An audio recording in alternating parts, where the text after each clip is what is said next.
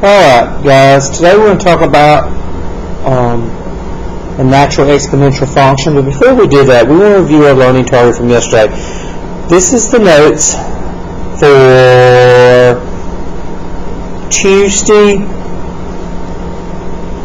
October the 24th. Okay. Alright, let's review our learning target. The learning target we learned yesterday was I can graph exponential functions. Okay? An example of an exponential function is, for example, y equals 2 raised to the x power. Let me focus in. Okay, and you know this is an exponential function because you have a variable sitting in the exponent spot. Okay? Let's remember, this is the base, this is the exponent.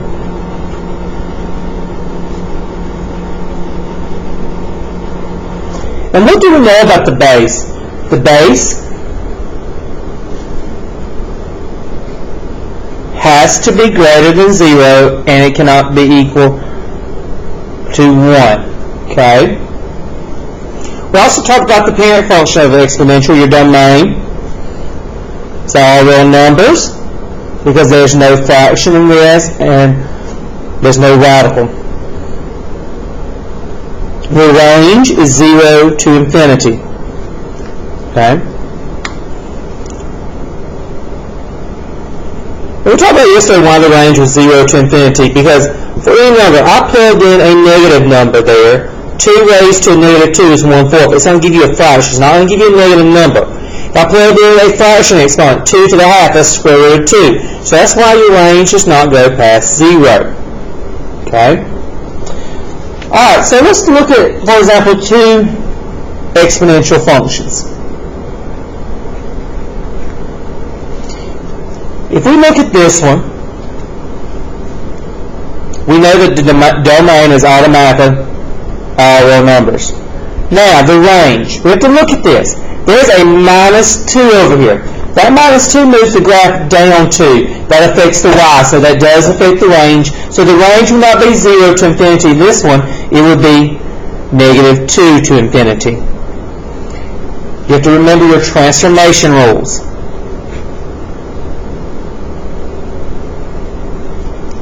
On this one, I got y equals 1/3 raised to x minus 4.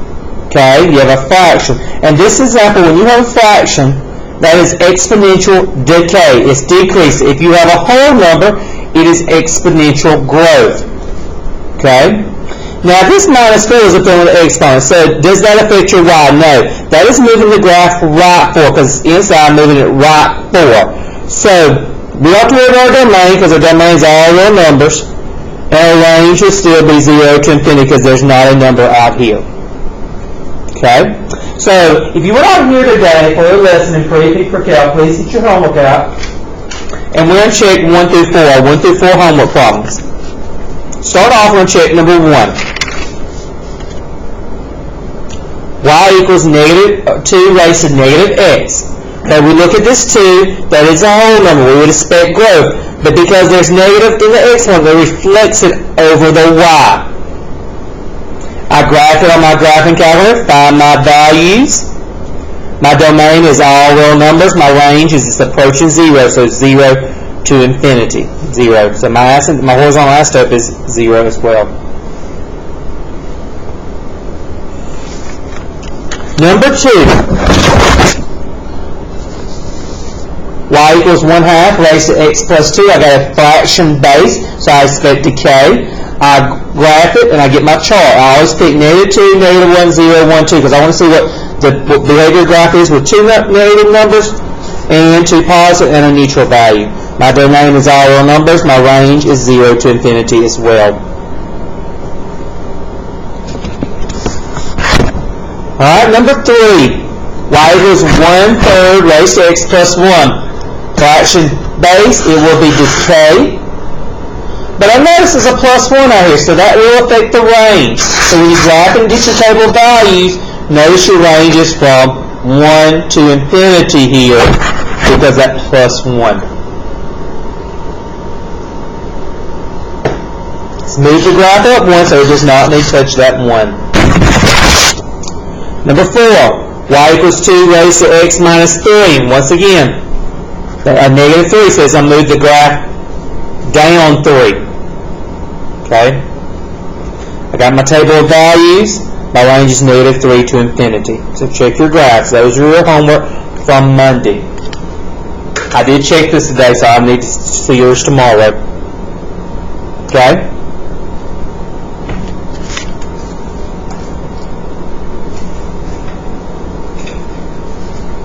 I want you to turn back to page 1 of your notes. Page 1 of your notes. We're going to look at these two graphs. The directions for this are determine the exponential function this graph is given. So we want to come up with an equation for this graph. Remember, you need a base, your variables, and the exponent. So we look at this graph and we want to say, how do we get from here to here? Well, guys, what I would suggest you always try to use is the order period that has the 1 as for the x. Because that's what you're plugging in for x. Something raised to 1.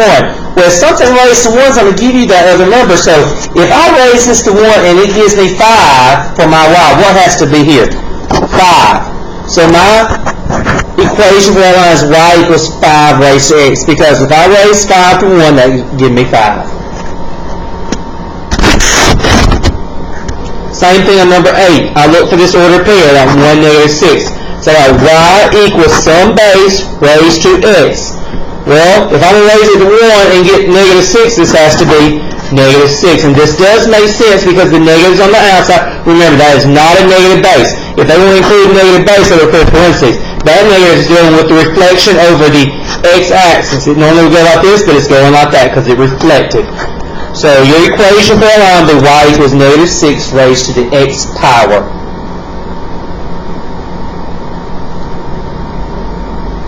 Okay? So those are two new examples.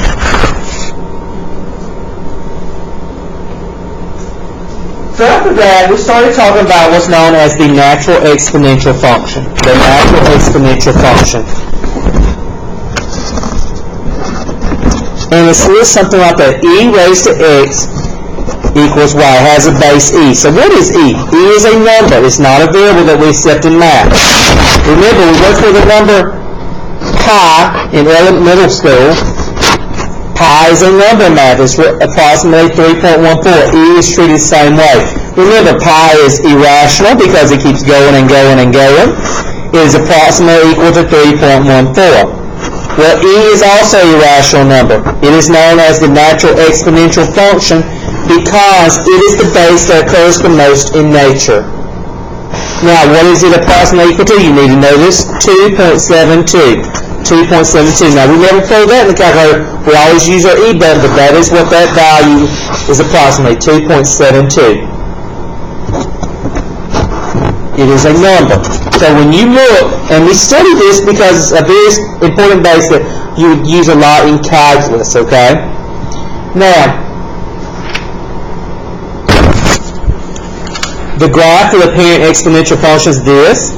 It is growth because it's a whole. It's a positive 2.7. It's not a fraction, so it is growing.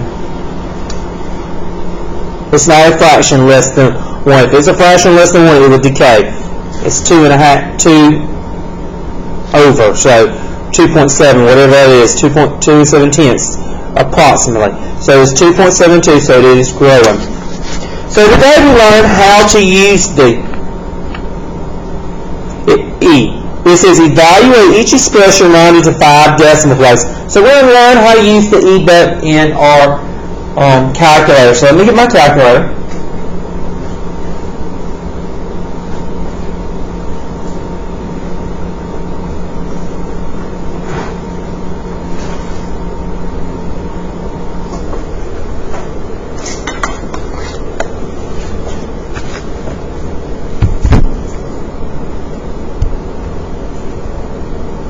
Okay, I'm going to hit,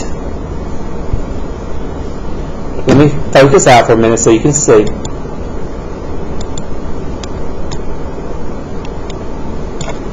Guys, the the E button is located above the LN, right there at blue. So I'm going to hit second, this, and you see E come up on the screen. You can hit 3. It says round to the nearest 5 decimals.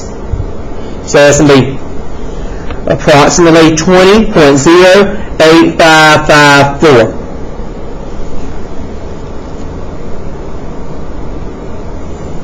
Number 10, type in 2, your E, negative 0.53. Approximately 1.17721. And then lastly, 4.8. And that approximately gives you, if you see 121.51042. 5 decibels. Make sure you round correctly. You're in 11th, 12th grade now. Rounding, we need to make sure we got it rounded under control. So that's how you use the number E button on the calculator. Now, here's a learning target for today. I can graph the natural exponential function. And that is what we're going to do. This is my LT, my learning target. And we're going to graph these 3 examples for today. And then you're going to practice them for homework.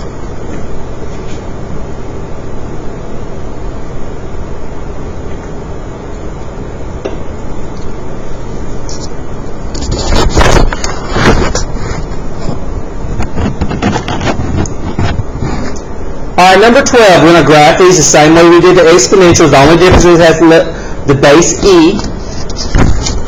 Alright, first of all, domain will be all real numbers. Range, you see that plus 3 over here? Yes, that moves it up 3, so it's going to be 3 to infinity. Alright, let's graph this.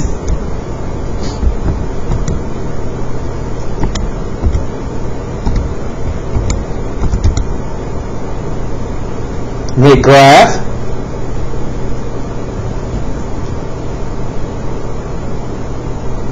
Get a table of values.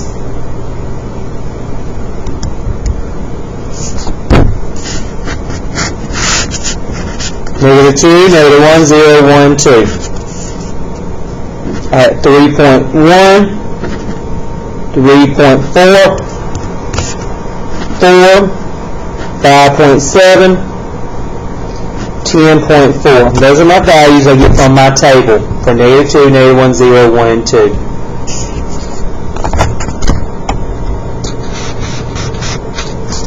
I'm going to go up by 2's on my graph so I can fit it.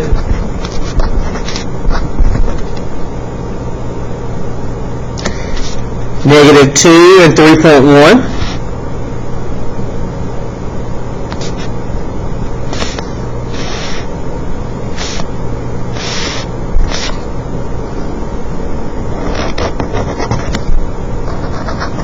And there's my graph.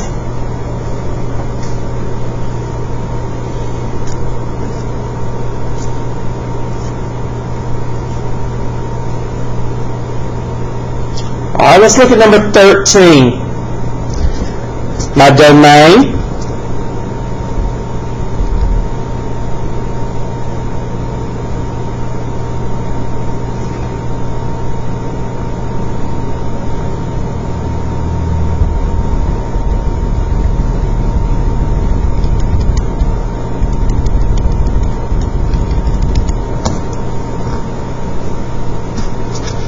My domain will be all real numbers. My range, it goes down to negative 2, so that will be negative 2 to infinity. It's very close to negative 2. Choose the same points. Now notice this, guys. There's a negative up here inside of it with the exponent. That's reflected by the y. Instead of looking like a growth, it's going to look like decay.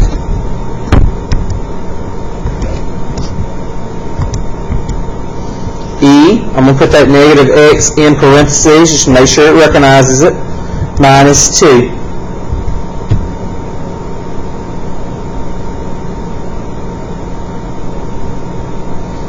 And yes, it did like what I was predicting it to do.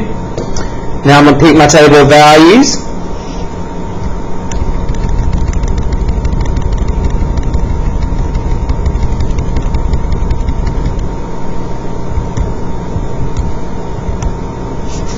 And I get 5.4, 0.7, negative 1, negative 1.6, negative 1.9.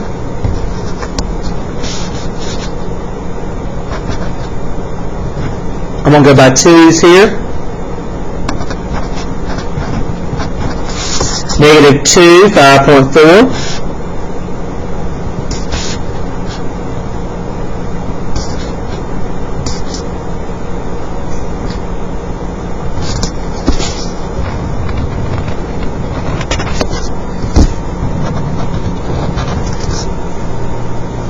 And I have my graph. We'll do one more. My domain is all real numbers.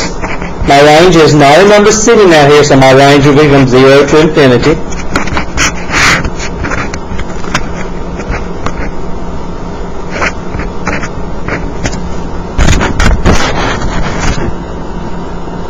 I'm going to graph this.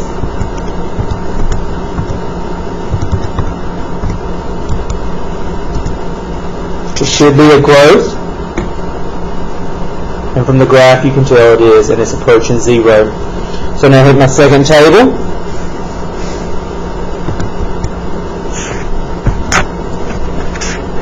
It's going to be 1.1, 1.8, 3, 4.9, 8.1. Go by 2's.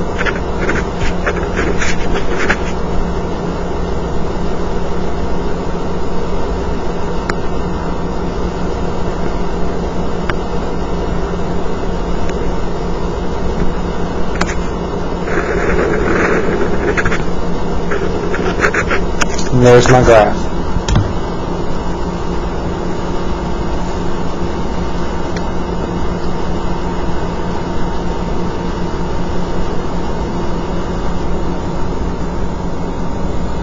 Alright guys, so my learning chart, I can graph the natural exponential function. It involves the same techniques we used yesterday, it just involves base e, the number e. Remember, the number e is an irrational number. It is called the natural exponential function because it occurs most in nature. The base occurs most in nature. Irrational, it means it keeps going and going and going and going without repeating. It's approximately equal to 2.72. Okay, your homework tonight.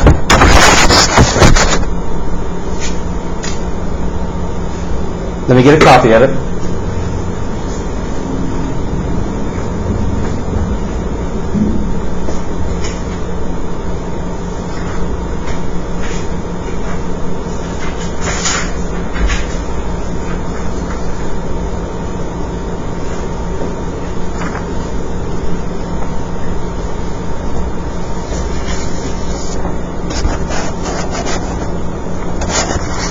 I gave this worksheet to class today, but if you don't have it, you need to just copy this on graph paper. Do it's numbers 1 and 2 on this page, 1 and 2 on this page.